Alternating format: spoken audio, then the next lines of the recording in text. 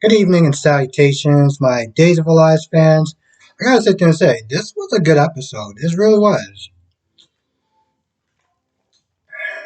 So, let's talk about Ben, Johnny, and Andre.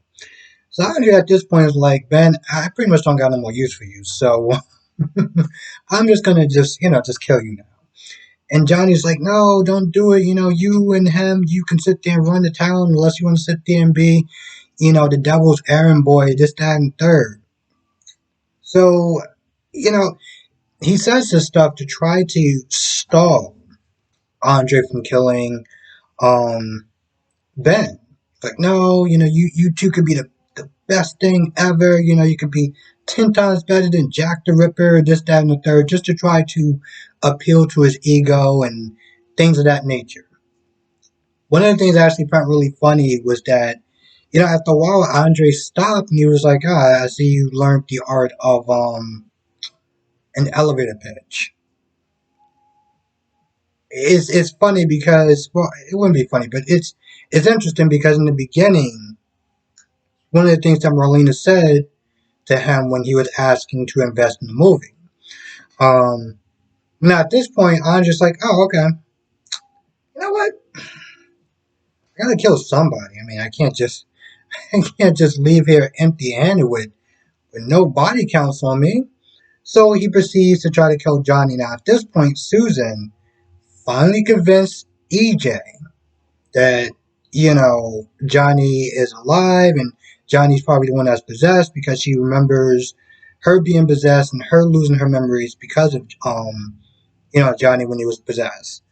So at this point, you know Bella kind of backs her up a little bit, saying that she didn't really have a lot of gaps in time, and that's because the devil wasn't really in her that long.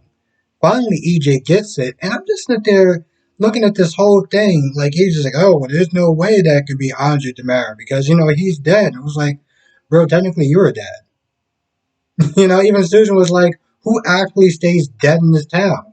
So as he leaves, EJ's all like, oh, I thought the possession thing was just like mass hysteria. And I'm like,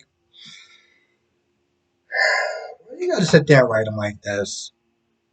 I mean, honestly, to tell you the truth, this was the reason why he didn't even really believe in the fact that Johnny was possessed by the devil because he didn't really believe in possession. Even though it was happening to Marlena years ago, he knew about that. He knew about the people that were possessed before. Marlena being possessed again, and yet he's still just like, oh, I don't really believe in that. I feel, you know what? To be fair, I feel like maybe he doesn't want to believe it. There's some people that feel that it will shake their beliefs. Some people are men and women of science, what they can touch, what they can see. And the minute that they start to believe in something that is out there, that's off, it just throws off their whole sense of balance.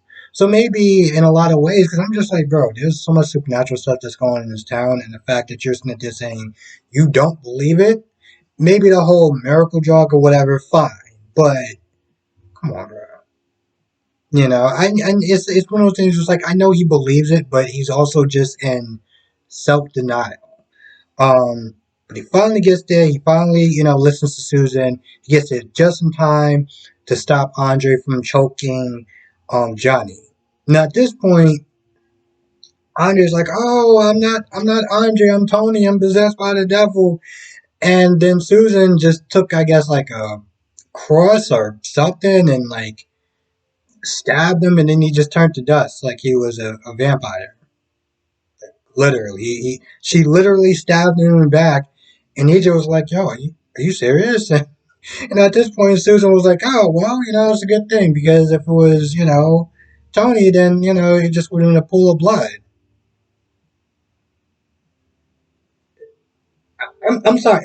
Where is that actually supposed to be a better case scenario? Um, but with that being said, EJ takes him to the hospital because at this point Johnny and Ben haven't eaten in well, Johnny hasn't eaten in days. almost probably weeks at this point. Um, Gets into the hospital. At this point, he sees Trip and Chanel hugging. Earlier, they're out there, they're eating, and they're talking about Allie and just kind of bonding over how Allie hurt both of them. Rafe gets a call. Rafe gives Trip a call, and it's saying, "Yo, I gotta go to work. Could you watch Henry? Because Allie ain't here." They get down there, they watch him, and Trip talks about how much he missed Henry and everything. And they both kind of find Allie's behavior kind of strange. Like, yo,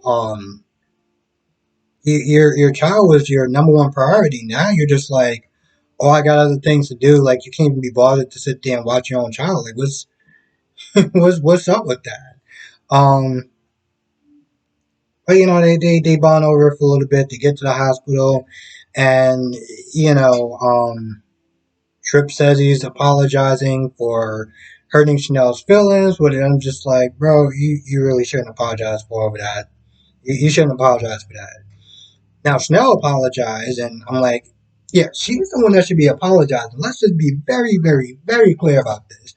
She's the one that should be apologizing, not you. Um, just on a simple fact, it's like, come on, seriously? Like, she was the one that screwed you over, and she even said that she should have been more honest and upfront about her feelings towards Allie, after they were together, instead of what she did. But, it's water under the bridge, and they seem like they're, going to become really good friends, and, going to be honest, they're probably going to become more because, at this point, the whole point of the devil was a plot device to sit there and mix up the couples. Let's just be honest. So when Johnny sees that, he's like, he's hurt and he's devastated because that wasn't him, you know? So Sierra comes in and sees what, looks like Ben is on the floor.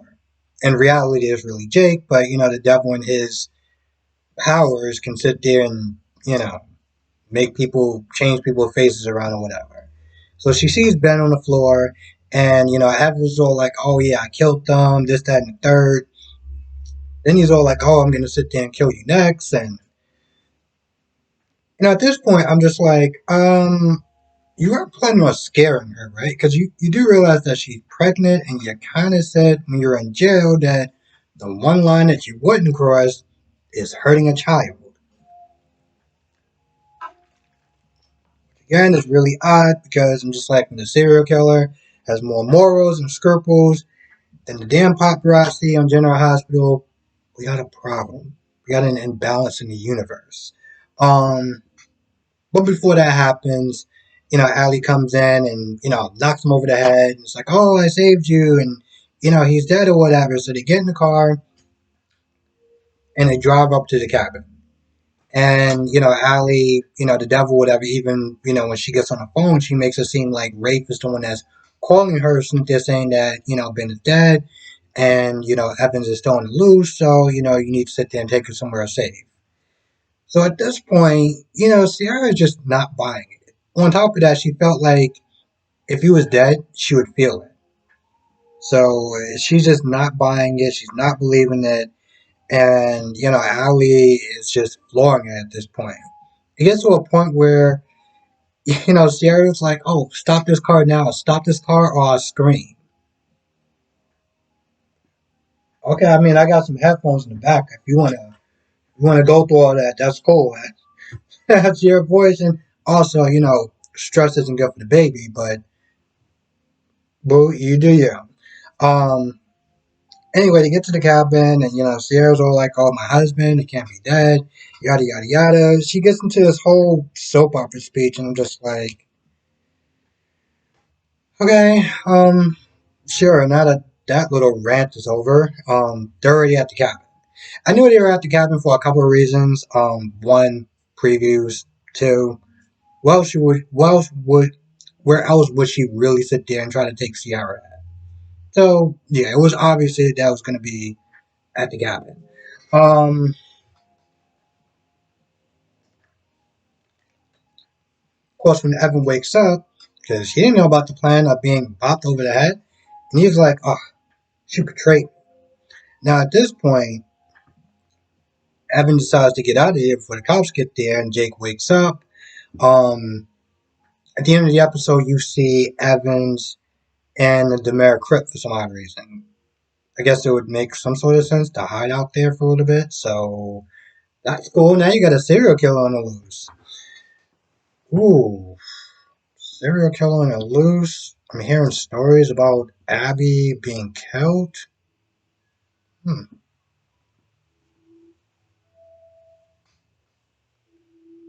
I think we all know where this is going. Now, Jake comes to it right when Rafe is there, and he's asking a bunch of questions. And at this point, Jake is out of it. He literally got a concussion. You're trying to ask him like 20 something questions. And of course, at this point, Ben races there to the apartment. It's all like, oh, the devil's at. Okay, I'm not gonna lie. When he ran into his apartment, and he was like, "Oh, I gotta sit there. I gotta What did he say? He was like, the devil is after my is no, what did he say? He was like, the devil's after our baby."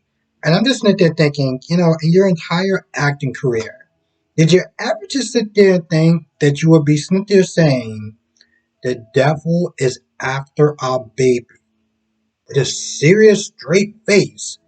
I, I mean, I laughed. I mean, the thing is, it's supposed to be like very dramatic, but when it comes to it's like the devil's after our baby, it's just like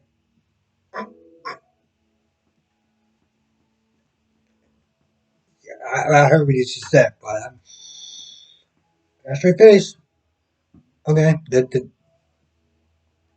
that's what I'm sitting there looking at the whole time. Oh, and also now everyone knows that Allie is possessed by the devil, like EJ, um, Bella, and yeah, I think that's about it so far. I'm pretty sure they're gonna sit there and tell the rest of the people, but those are the people that I remember. That knows about the possession, Valley, and wow, next week is gonna be crazy. And somebody was sitting there saying that the possession storyline is gonna end sometime around next month, so it should be interesting. It should be interesting for a couple of reasons because I mean, for the most part, besides the possession storyline, it's been playing out like a regular soap opera, and I'm kind of looking forward to sitting there seeing how it plays out as a regular soap opera as a whole. Um, I know back in the days they used to have stuff like Passions, and they dealt like witches and warlocks and stuff like that. And then of course you have Port Charles, and that was that was a whole nother level of fantasy. We'll just sit there and say.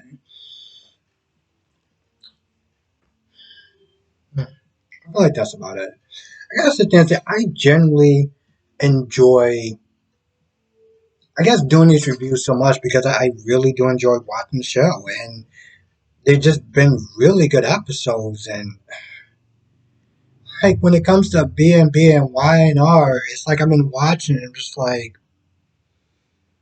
like I'm still gonna probably do it every now and then, but I don't know. I don't know. I don't know what it is. Maybe it's the numbers that it's not really that high. Like um, something like my B&Bs used to actually be higher than both my GH and days. Now it's just like I looked at it yesterday or the day before. It's like at 64. I'm like, the hell? I don't know. I don't know. I mean, at the end of the day, regardless of what soap operas reviews I do or don't, Days and GH is going to remain because I just love the show so much. I can't I can't not sit there and talk about it.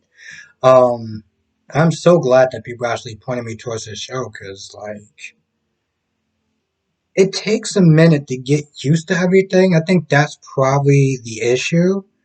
With watching the show in the beginning, it takes a little bit. It really does. But with Y&R, it seems like I've been watching this show for a while, and it's still like, is this show actually gonna get good? Like, it has its moments, but anyway, with that being said, I'm gonna go. I want to thank you for watching. Be safe. Let me know what you thoughts in the comment section below. Have a great, safe weekend, and I will see you in the next video.